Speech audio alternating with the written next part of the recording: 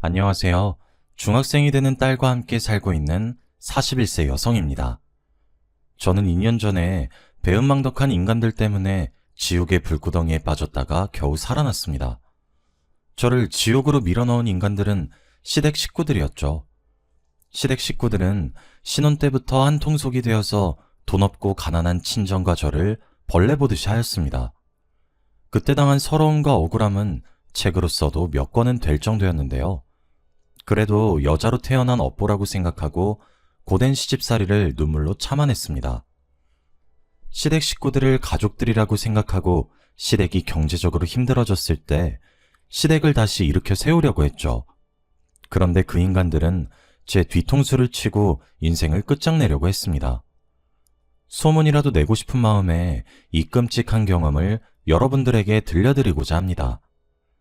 저희 집안은 중산층으로 넉넉하진 않지만 크게 돈 걱정은 하지 않으면서 살았습니다. 어느 순간 아버지께서 해고를 당하면서 집안 형편이 기울기 시작했는데요. 불의를 보면 못 참는 성격 때문에 아버지께서 20년간 다녔던 그 회사에서 잘리신 겁니다. 아버지가 해고를 당한 이유는 회사 고위 임원의 비리를 감사원에 고발했기 때문입니다. 낙하산 인사로 온 총무이사가 회사의 공금을 횡령하기 시작한 것인데요. 그런데 이상한 건 직원들이 그 사실을 알고 있으면서 가만히 있었다는 것입니다. 참다 못한 아버지께서 총무부장을 찾아가서 총무이사의 비리에 대해 이야기했다고 하죠. 그랬더니 총무부장이 하는 말이 아주 가관이었습니다. 이 과장, 그런 건 말해서 뭐 하려고. 원래 그런 거 알고 있어도 말 안 하는 거야. 괜히 쓸데없이 설치지 말고 조용히 있어. 그러다 큰일 나면 어쩌려고 그러십니까? 나도 가만히 있는데 이 과장이 왜 나서는 거야? 찍히고 싶어서 작정했어? 부장 역시 다 알고 있었지만 총무이사가 무서워서 모른 척하고 있었던 거죠. 아버지는 몇 달간을 고민하다가 총무이사가 공금횡령을 하고 있다는 증거들을 모아서 감사원에 투서를 넣었습니다. 그 사실을 안 총무이사가 괘씸한 아버지를 잘라버렸는데요. 아버지도 모른 척 넘어가려고 했지만 2년 동안 계속해서 크고 작은 비리들이 터졌다고 합니다. 회사를 위해서 결단을 내렸는데 오히려 손가락질을 받게 된 거죠. 그리고 아버지가 모르고 있던 비밀이 하나 더 있었습니다. 공금횡령은 총무이사 혼자만의 비리가 아니었던 건데요. 아버지가 건드린 비리는 다른 임원과 거래처까지 줄줄이 엮여있던 대형 커넥션이었다고 해요. 심지어는 회장까지 연관되어 있었다고 합니다. 회장이 회사 공금을 빼돌리기 위해서 친척을 총무이사 자리에 앉힌 것이었어요. 그래서 누구 하나 건들지 못하고 있었는데 아버지가 건드렸으니 블랙리스트에 오를 수밖에 없었죠. 재취업에 번번이 실패하는 이유를 알아보니 총무이사를 비롯한 다른 임원들이 거래처를 통해서 아버지의 재취업을 원천 봉쇄하고 있었습니다. 6개월 넘게 새로운 직장을 알아보았지만 저희 아버지가 인력사무소를 전전하는 신세가 되어버렸어요. 그러면서 아버지의 성격이 이상하게 변하기 시작했습니다. 갑자기 밥을 먹다가 숟가락을 던지며 엄마에게 소리를 지르기 시작하셨습니다. 당신 왜 그런 눈빛으로 쳐다봐? 내가 우스워? 지금 내가 웃음냐고? 아니, 내가 언제 당신을 무시했다고 그래요. 방금 한숨 쉬면서 혀 차는 거 다 봤어. 돈 못 벌어온다고 지금 무시하는 거잖아. 아니에요. 당신이 오해한 거예요. 듣기 싫어. 아휴, 이놈의 집구석. 이젠 마누라랑 자식 새끼까지 날 무시하네. 다정하고 부드러웠던 아버지는 무능한 가장이란 자책감에 엄마 아재에게 자주 화를 내셨습니다. 어쩔 때는 폭력까지 휘두르셨어요. 그러다가 3년 뒤에 병을 얻어서 세상을 떠나셨는데요. 3번에 걸친 수술과 2년간의 병원 생활로 5천만의 빚을 안겨주었습니다. 이런 상황에서 제가 할 수 있는 방법은 하나밖에 없었습니다. 고등학교를 졸업하고 직장을 구해서 빚을 갚아나가야만 했죠. 그때 회사에 들어가서 남편을 만나게 된 것입니다. 제 남편은 제가 일하던 회사의 사장 아들이었습니다. 격리 일을 하면서 남편을 지켜봤는데 사장인 아버지 밑에서 일을 배우고 있더라고요. 그러다 번번이 눈이 마주쳐서 난감한 상황이 펼쳐졌습니다. 남편이 저를 마음에 들어하는 눈치더라고요. 정혜씨, 오늘 시간 되면 같이 저녁이나 먹을까요? 저는 사장 아들이라 신기해서 쳐다본 것인데 제 눈빛이 호감의 눈빛이라고 생각한 모양이에요. 저한테 데이트 신청을 하길래 어색한 미소만 지었어요. 가만 보니까 한 번 차였다고 기죽지를 않더라고요. 퇴근 시간만 되면 같이 밥 먹거나 술을 마시자고 졸라댔어요. 저는 남편이 사장 아들이라는 사실을 알고 있어서 더 이상 거절하기가 힘이 들었죠. 사적으로 몇 번 만나다 보니 저도 남편에게 호감이 생겼는데요. 사장님께서 저와 남편이 몰래 만나고 있는 걸 알아차린 것 같았습니다. 사이가 진지해져서 결혼할까봐 걱정되셨는지 근무 도중 남편을 불러 이야기하는 것을 엿들었습니다. 너 혹시 격리 보고 있는 정혜랑 사귀고 있냐? 네, 맞아요. 아버지께서 어떻게 하셨어요? 딱 봐도 알지. 그렇게 티를 내는데 내가 어떻게 몰라? 애는 착하고 참 좋은 것 같은데 결혼할 정도는 아닌 것 같다. 경제적인 수준이 비슷해야지 나중에 부부싸움도 덜 할 거 아니야. 요즘 시대에 조건 보고 결혼하나요?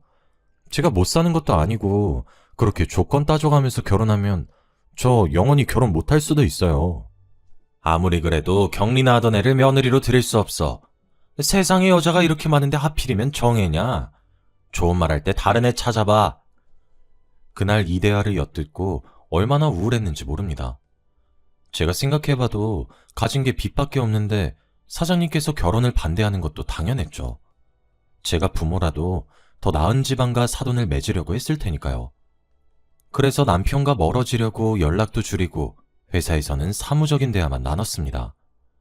제가 갑자기 차가워지니까 남편이 저를 따로 불러서 무슨 일이 있냐고 묻더라고요. 정혜야, 너 요즘 이상하다. 연락도 잘 안 받고 왜 자꾸 피하는 거야? 내가 말 걸면 단답만 하고. 혹시 화나는 일 있어? 그걸 몰라서 물어요? 저 오빠랑 사장님이랑 이야기하는 거 다 들었어요. 사장님이 우리 사귀는 거 못마땅하게 생각하시잖아. 아니야. 우리 아빠가 아직 너에 대해서 잘 모르셔서 그래. 너랑 친해지면 생각 바뀌실지도 몰라. 사장님이랑 어떻게 친해져? 우리 둘만 좋다고 결혼했다가 무슨 일이라도 벌어질지도 모르고. 나도 그렇고 오빠도 그렇고 이제 슬슬 결혼할 나이잖아. 더 좋은 사람 만나서 결혼 준비해야지. 뭐? 그럼 지금 헤어지자는 거야? 아무리 그래도 이런 걸로 헤어지는 게 말이 돼? 정혜야, 다시 생각해보자. 아버지랑 엄만 내가 설득해 볼게. 남편이 이런 식으로 저를 붙잡으니까 헤어지기 어려웠죠. 남편은 부모가 반대한다고 저를 포기할 생각은 없다고 걱정하지 말라고 했어요. 그리고 진짜로 사장님을 설득시키기 시작했죠. 저를 데리고 집으로 가서 식사도 하고 술도 한 잔씩 하면서 사장님과 사적인 대화를 많이 나누게 되었습니다. 진짜로 사장님이 절 좋아하게 되실 줄은 꿈에도 몰랐는데 2달 뒤에 저희들의 결혼을 허락하시더라고요. 그런데 나중에 알고 보니 이제 제 시아버지가 되신 사장님께서 남편과 거래를 한 것이었습니다. 남편은 몇 달 동안 공을 들여서 새로운 거래처를 확보하는 데 성공했는데 만약 결혼을 허락하지 않으면 거래처를 다른 경쟁회사에 넘겨버리겠다고 협박했다고 해요. 뭐? 민철이 너 지금 뭐라 했냐? 땡땡사에 그걸 넘기겠다고? 네가 지금 미쳤어? 감히 아버지를 협박해? 아버지, 협박이 아니라 거래를 하자는 거예요. 정혜를 며느리로 드리고 좋은 거래처 확보하실래요? 아니면 이 거래 아예 그만두실래요? 제가 이 사실을 알았으면 남편을 말렸을 텐데 결국 시아버지께서 결혼을 허락하신 거였습니다. 남편 말로는 시아버지께서 끝까지 결혼을 반대하시니까 마지막 수단을 쓴 거라고 합니다. 전 이것도 모르고 좋다고 결혼식을 올렸네요. 덕분에 저는 시부모님께 밉보여서 원치도 않는 시댁살이를 하게 되었습니다. 제가 시댁까지 찾아가서 따로 살고 싶다고 말씀드리니까 시어머니는 저한테 이렇게 말씀하시더군요. 집 살 돈은 있고? 혼수도 안 내왔으면서 분갈하겠단 거니? 아니요, 어머님. 같이 사시면 어머님이 불편해하실까봐. 불편하긴 뭐가 불편해? 안 그래도 몸 안 좋아서 집안일 도울 사람 필요했는데 잘 됐다. 얼른 이삿짐 옮겨. 제가 남편한테 말해서 따로 살고 싶다고 해도 시어머니께서 시댁에 남아도는 방도 많은데 굳이 분가해야겠냐고 따지셨습니다. 보나마나 저를 옆에 두고 살림을 시키면서 부려먹을 속셈이시겠죠. 결국 시어머니의 바람대로 결혼 후 회사를 그만두고 시댁살이를 시작하게 되었습니다. 예상대로 시어머니께서 저를 갈구시더라고요. 시어머니와 한 집에서 사느라 저는 방에서 편히 누워있지도 못했습니다. 그리고 시어머니만 절 괴롭히는 게 아니었거든요. 손아래 시누이는 저를 아예 가사도우미 취급했습니다. 어느 날은 제게 집안일을 시키다 못해 혼을 내기까지 했습니다. 뭐야 이게? 이건 왜 이렇게 한 거야? 언니, 이리 좀 와봐. 시누이가 앙칼진 목소리로 저를 부르길래 가봤더니 너덜너덜해진 속옷이 보였습니다. 시누이는 이 속옷이 세탁기에서 나왔냐며 왜 이렇게 했냐고 저를 노려보고 있었습니다. 언니, 이건 실크 소재라서 손빨래 한다고 몇 번이나 말했어요. 이게 뭐야? 비싼 건데 완전 걸레가 됐잖아. 시누이는 큰마음 먹고 산 명품 속옷이 망가졌다고 난리를 치더라고요. 이게 얼마짜린지 아냐고 난리를 치길래 한숨을 쉬면서 사과했죠. 미안해. 내가 깜빡하고 그냥 세탁기에 넣었네. 다음엔 진짜 조심할게. 그런 정신머리로 살림을 어떻게 해요? 나 엿먹이려고 일부러 이러는 거 아니에요? 아니, 엿먹이려고 일부러 그랬다니 말이 너무 심한 거 아니야? 내가 일부러 그럴 리가 없잖아. 아이씨, 짜증나게. 돈 없고 무식하면 시키는 거라도 잘하든가. 정말 멍청한 건 답도 없다니까. 저도 화가 나서 목소리를 높이니까 시누이가 짜증을 내면서 제 어깨를 치고 가버렸습니다. 그 모습을 보고 있던 시어머니께서 말리기는커녕 비아냥되기 바빴습니다. 효정아, 그만해라. 시장에서 파는 속옷만 입던 애가 명품 속옷이 뭔진 알겠니? 그러니까 쥐가 실수해놓고 괜히 짜증내고 있어. 시어머니가 은근히 저를 비꼬면서 시누이 편을 들고 거기에 신난 시누이가 저를 대놓고 비웃었죠. 그런 일이 한두 번이 아니었습니다. 거의 매일 일어나서 미칠 지경이었어요. 두 모녀는 제가 뭘 해도 마음에 들어하는 법이 없었고 늘 잔소리하고 구박만 늘어놓았습니다.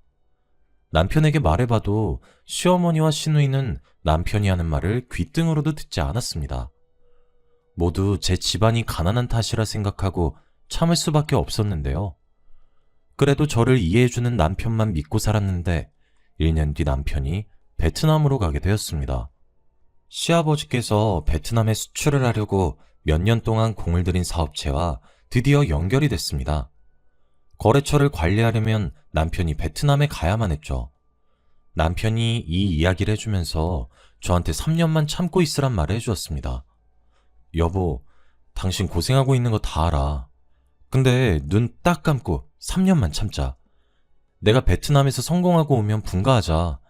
내가 제대로 호강시켜줄 테니까 조금만 참아줘. 3년?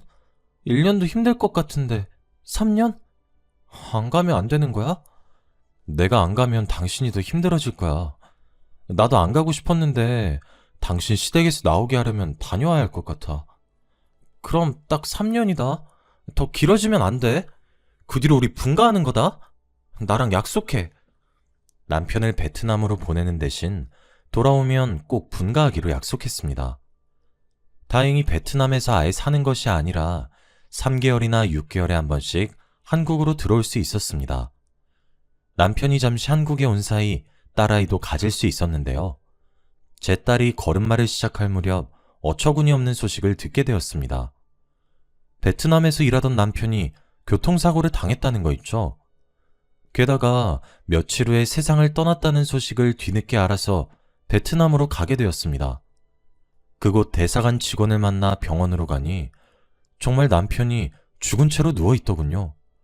갑작스러운 충격에 말도 나오지 않았지만 저는 남편의 시신과 함께 한국으로 돌아와야만 했습니다. 그런데 한국에 돌아오자마자 시어머니께서 싸늘한 눈빛으로 저를 쏘아 붙이셨죠. 네가 왜 여기 있니? 남편도 죽었는데 네가 무슨 염치로 이 집에 빌부터 사려고 하는 거야? 당장 짐 싸서 나가. 시어머니께서 저를 내쫓으려는 것도 모자라 남편이 베트남에서 죽은 걸 제 탓으로 돌렸습니다. 집안의 며느리 잘못 들이면 서방 잡아먹는다는데 그 말이 딱 맞네. 너 때문에 우리 아들이 죽었어. 그게 왜 제 탓이에요. 정말 해도 해도 너무하세요. 아니 인연이 뭘 잘했다고 눈을 치켜뜨고 소리를 질러. 억울해서 그래요. 그동안 무시당한 것도 억울한데 남편 죽은 지 며칠이나 지났다고 저를 쫓아내려고 들어요? 양심 없는 년? 너까지 꽤 억울하다고? 듣기 싫으니까 당장 이 집에서 나가. 네, 나갈게요. 있으라고 사정해도 나갈 거라고요. 남편 장례만 치르고 바로 나갈 거니까 제발 저 좀 내버려 두세요. 남편 잡아먹은 년이 무슨 염치로 장례를 치른대? 절대 안 된다. 더 이상 볼 생각 없으니까 썩 나가거라. 시어머니께서 끝까지 고함을 지르길래 눈물을 머금고 나왔습니다. 딸을 데리고 친정으로 가니까 어머니께서 제 이야기를 듣고 같이 눈물을 흘려주셨죠. 아이고, 세상에 그런 몰상식한 집안이 다 있나. 우리 딸이 남편을 잃었는데 감히 쫓아내? 내가 결혼을 잘못 시켰다. 남편들 눈만 보는 게 아니라 시댁도 같이 보는 거였는데. 엄마, 나 너무 억울하고 푸네. 그동안 당한 수모 생각하면 밤에 잠도 안 와. 제가 울면서 그동안 엄마한테 이야기하지 못한 시댁살이를 다 털어놓았습니다. 엄마는 왜 이제 와서 이야기하냐고 저를 혼내셨습니다. 이혼했어야 했는데 왜 참았냐고 그러면서 우시는데 아무 말도 못하겠더군요. 그날 이후로 엄마와 같이 살면서 다시는 결혼하지 않으리라 다짐했습니다. 그러다 시댁 소식을 듣게 되었는데요. 시아버지께서 남편이 읽어놓은 베트남 지사를 관리하다가 몇 달 뒤에 어처구니 없는 일을 겪으셨다고 합니다. 남편 덕분에 베트남의 거래처를 뚫어서 재미를 톡톡히 본 시아버지께서 거래처 사장 말만 듣고 중국 진출을 시도했다고 하죠. 자네도 세계에서 중국 시장이 제일 큰 거 알고 있지? 이제 슬슬 중국 쪽 노려봐야지. 언제까지 푼돈만 가지고 있을 거야? 아니, 무슨 방법으로? 자네가 중국 시장에 대해 잘 알고 있나? 나만 믿어. 내가 중국에서 일해봐서 알아. 거래처 사장은 중국 시장을 노려보자면서 5억이 넘는 착수금을 요구했고 시아버지께서 제대로 알아보지도 않고 5억이 넘는 돈을 착수금으로 줬다고 하는데요. 거금을 들였으니 얼른 시작하자고 재촉했지만 거래처 사장이 오히려 느긋하게 생각하라고 으름장을 놨다고 해요. 원래 중국이란 나라가 뒷돈이 많이 들어가는 곳이야. 허가 받으려고 해도 여기저기 뒷돈 찔러줘야 하니까 가만히 있어. 너무 나서지 말고 기다리라고. 사업 허가만 나면 중국 시장에 수출할 수 있을 거라고 하더군요. 이미 거래할 고정 거래처까지 만들어뒀다고 호언장담하면서 중국어로 된 여러 가지 서류들을 보여주었습니다. 그리고 10억을 추가로 더 요구했습니다. 시아버지께서 그 서류들을 보고 고민하다가 베트남 지사를 처분해서 돈을 마련했다고 합니다. 사기라고 생각하지 못하고 중국에 올인한 셈이었죠. 당연히 시어머니께서 이 사실을 아시고 말리셨다고 하는데요. 여보, 너무 무리하는 거 아니에요? 만약 실패하면 뒷감당 어떻게 하려고 그래요? 걱정하지 마. 조 사장이 누굴 속이고 뒤통수 칠 사람은 아니니까. 이제 통관허가만 나오면 끝난대. 조금만 기다리고 있어. 그 사람이 뭔데 그렇게 믿으시는 거예요? 아무리 생각해도 사기꾼 같은데. 사기꾼은 무슨 사기꾼이야? 아무것도 모르면 가만히 있어. 이런 식으로 걱정을 하는 시어머니에게 도리어 큰 소리를 내셨죠. 하지만 거래처 사장은 이런저런 핑계를 대면서 돈을 여러 번 받아갔다고 해요. 그런데 몇 달 뒤 중국으로 간 거래처 사장이 시아버지에게 뜻밖의 소식을 들려주었습니다. 중국 지사를 내러 비행기를 탄 것이 아니라 아버지 돈을 가지고 튀어버렸던 사실을 알려준 거죠. 자기가 속았다는 사실을 알게 된 시아버지께서 순식간에 도박에 빠지셨습니다. 몇 시간 만에 일확천금을 얻을 수 있다는 도박꾼 말에 넘어가 마카오에 있는 카지노까지 가게 되었거든요. 처음에는 소액으로 시작했지만 잃은 돈을 만회하기 위해서 점점 더 큰 액수를 베팅했다가 큰 사단이 나고 말았습니다. 회사의 공금까지 곶감 빼먹듯이 쓰다가 회사가 거덜나기 일보 직전인 상황에 몰렸다고 합니다. 덕분에 시아버지께서 15억이 넘는 빚을 지게 되었습니다. 결국 마카오에서 한국으로 돌아온 시아버지께서 이 사실을 고백하니까 시어머니께서 쓰러지실 뻔했죠. 아이고, 이젠 망했네. 어쩌면 좋아. 빚이 15억이라는데 어쩌면 좋아. 시어머니께서 하루아침에 알거지 신세가 되었다며 바닥에 주저앉아 통곡을 하셨습니다. 시간이 지나자 집까지 압류되어서 길바닥에 나앉는 처참한 신세가 되어버렸다고 하는데요. 저희 엄마가 그 소식을 듣고 시댁이 벌 받는 거라고 하셨습니다. 아이고, 꼴 좋다. 돈 좀 있다고 내 딸 구박하고 쫓아내니까 그런 천벌을 받는 거야. 그런 놈들은 혼쭐 좀 나봐야 돼. 맞아. 시댁이 벌 받으니까 우리가 잘 되네.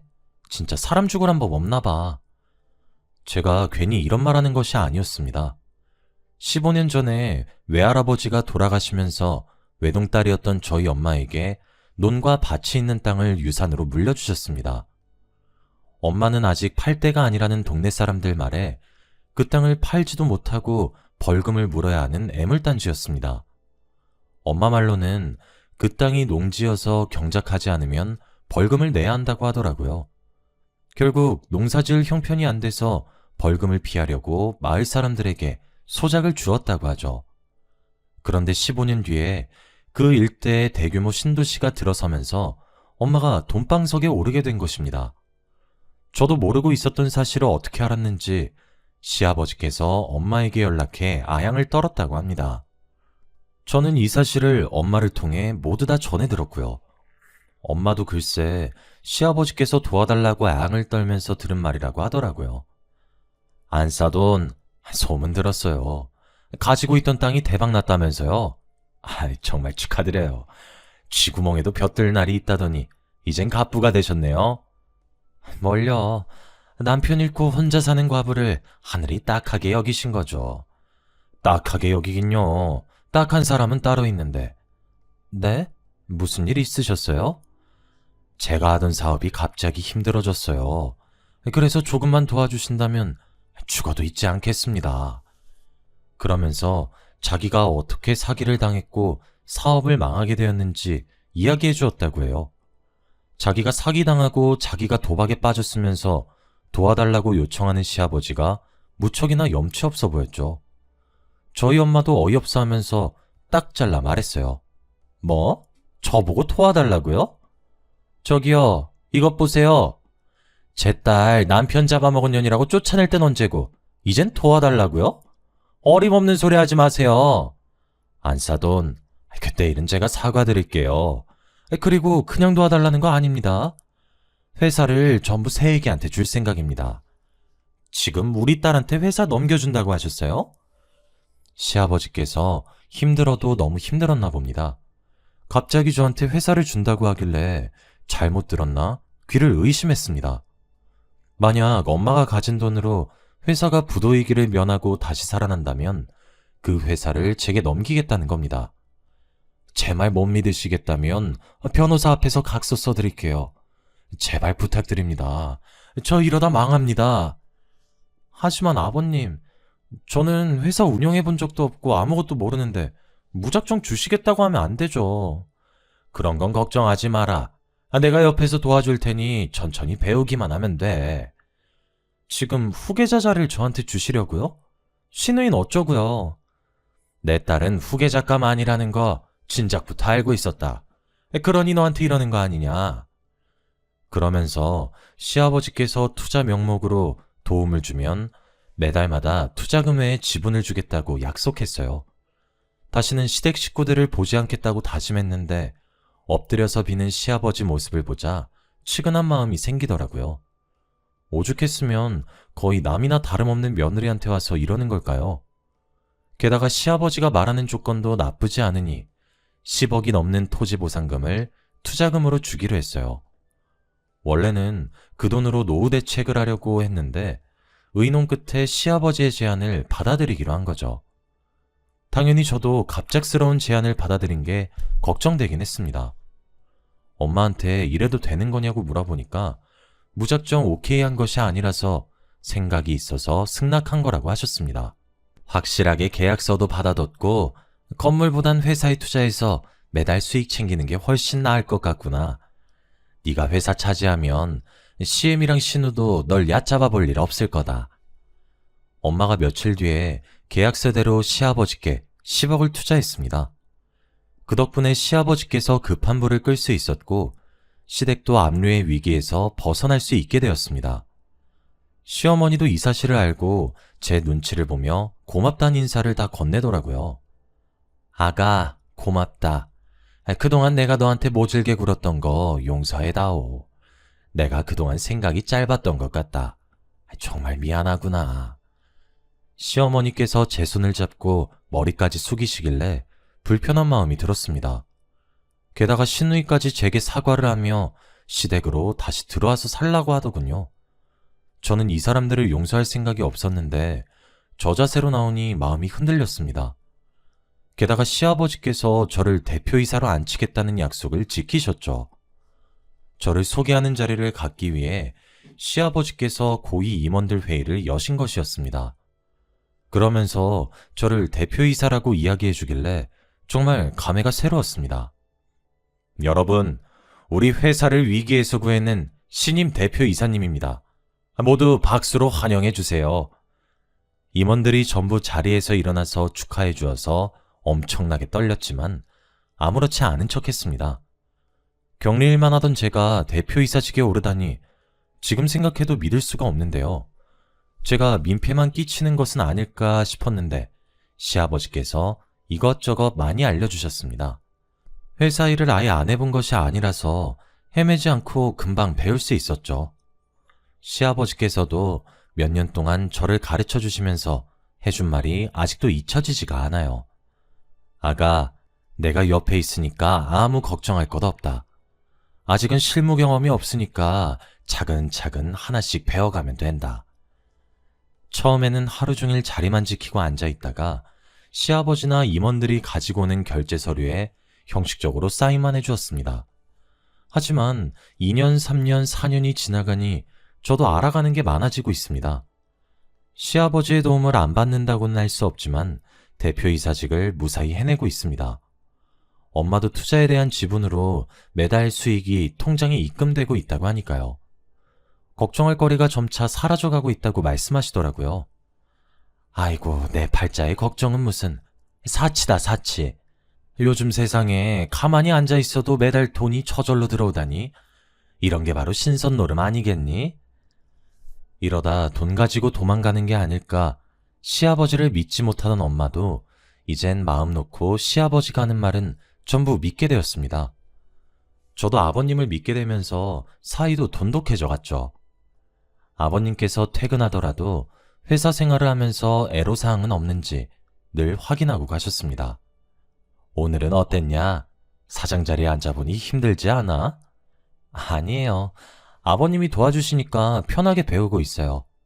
아버님이 언제까지 도와주실 수 없으니 저도 하루빨리 제 몫을 해나가야죠. 부담 갖지 말게. 안 사돈 아니었으면 난 벌써 알거지에 노숙자 신세가 되었을 거야.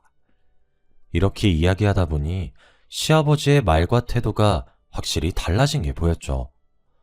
저도 점차 아버님을 신뢰할 무렵 시아버지께서 새로운 사업을 추진하겠다고 제게 사인을 하라고 요구했어요. 새로운 사업이라면 어떤 건가요? 제가 묻자 시아버지께서 다른 임원들을 쳐다보면서 미소만 짓고 계셨습니다. 그때 기획이사가 대신 나서서 이야기해 주었는데요. 사업 다각화를 위해서 회사의 판매망을 확장하는 사업인데 길게 설명드리자면 어려울 테니까 지사를 몇 개 더 만드는 거라고 생각하시면 됩니다. 네, 알겠습니다. 기획이사는 길고 장황하게 설명하려다가 사업에 대해서 잘 모르는 저를 위해서 간단하게 설명해 주었습니다. 저는 그래서 서류에 사인만 해주었죠. 그런데 얼마 뒤 기획팀장이 심각한 표정으로 저를 찾아왔습니다. 저 사장님, 중요하게 드릴 말씀이 있습니다. 뭔데요? 말씀하세요. 기획팀장이 무언가 말하려다가 주위를 살피더니 쪽지를 건네주면서 속삭이더라고요. 여기서는 곤란합니다. 도청장치가 있거든요. 도청장치라니. 깜짝 놀라서 책상 밑이나 의자 밑을 살펴보았습니다. 그런데 제 눈에는 아무것도 보이지 않더군요. 기획팀장이 준 쪽지에는 퇴근 후에 땡땡 카페로 오라는 말만 적혀 있었습니다. 그래서 그 카페로 갔더니 입구에서부터 기획팀장이 보이더군요. 제가 아는 체를 하니 기획팀장이 부들부들 떨며 말없이 커피만 마셨습니다. 무슨 말을 하려고 저러나 어서 말해달라고 재촉했더니 기획팀장이 믿을 수 없는 말을 내뱉었습니다. 사장님, 뒤에서 다 들었습니다. 전임 사장님 며느리 되신다면서요? 지금 전임 사장님하고 임원들의 농간에 놀아나고 있다고요. 그냥 있다가는 감옥에 가게 될 겁니다. 기획팀장은 아무것도 모르는 사람한테 이럴 수 없다며 잔뜩 흥분한 채 목소리를 높였습니다.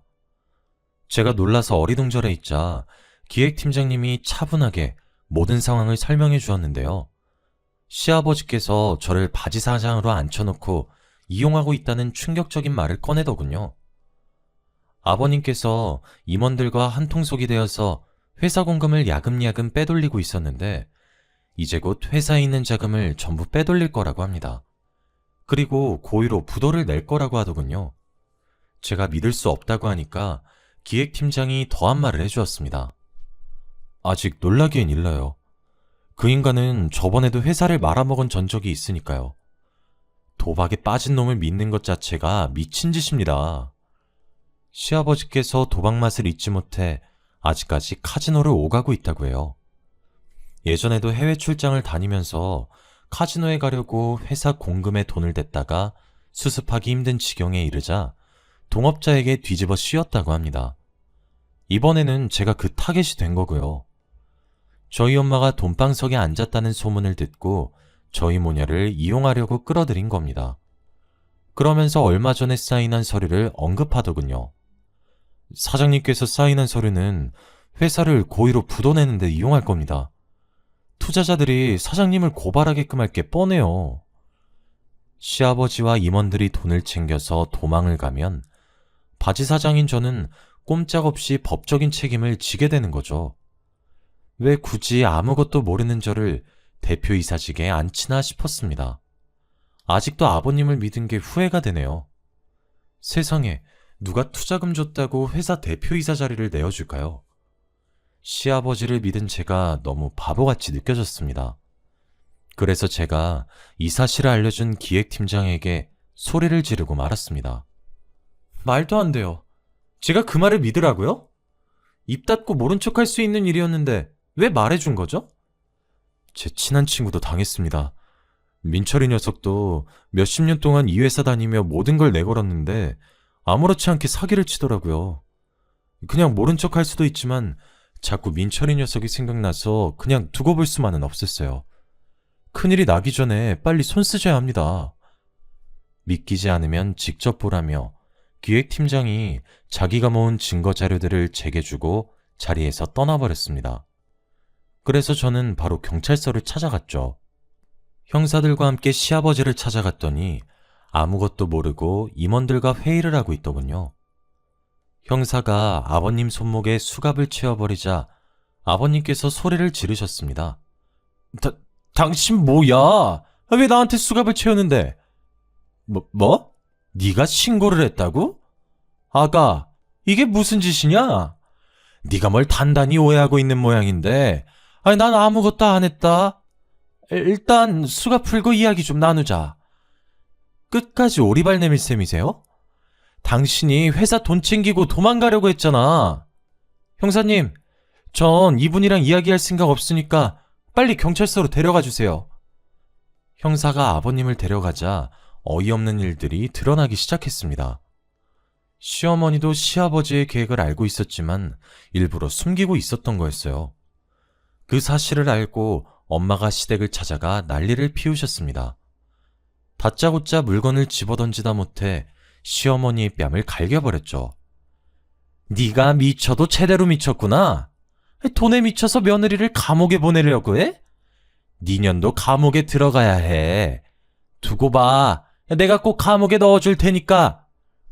시어머니랑 시누이는 엄마가 진짜로 고소를 할 줄은 몰랐나 봐요. 코웃음을 치며 저희를 내쫓더니 엄마가 변호사를 선임해서 회사에 넣었던 투자금을 모두 돌려받는 소송을 하자 태도가 바뀌었죠.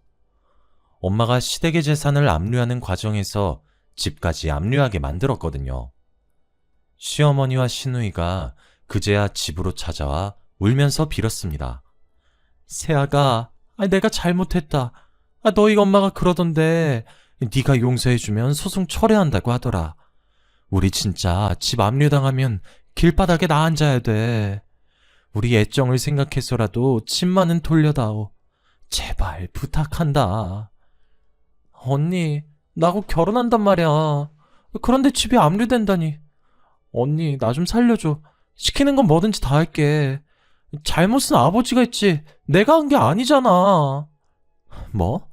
네가 정말 잘못한 게 없는 것 같아? 비싼 속옷 망가졌다고 나한테 하던 짓은 기억 안 나는 모양이구나. 난 너한테 할 말 없어. 뭐든지 다 한다고 했으니까 여기서 당장 나가든지 해. 얘야, 내가 잘못했다. 이렇게 빌게. 언니, 내가 못된 년이라 그랬어. 반성할게. 반성할 테니까 제발. 저는 시어머니와 시누이가 뭐라 하든 간에 예전에 저를 쫓아냈듯이 집에서 내보냈습니다. 사람에게는 넘지 말아야 할 선이 있습니다. 그 선을 넘는 순간 언젠가는 혹독한 대가를 치러야겠죠. 아직까지 법정소송 다툼이 이어지고 있지만 저는 절대 포기할 생각이 없습니다. 끝까지 가서 저를 속이고 농락한 시댁에게 복수해 주려고 합니다. 이 사연을 보내는 것도 복수하는 방법 중 하나라고 생각하는데요. 제발 부디 시댁 사람들이 제 복수를 달게 받고 진심으로 뉘우치길 바랍니다.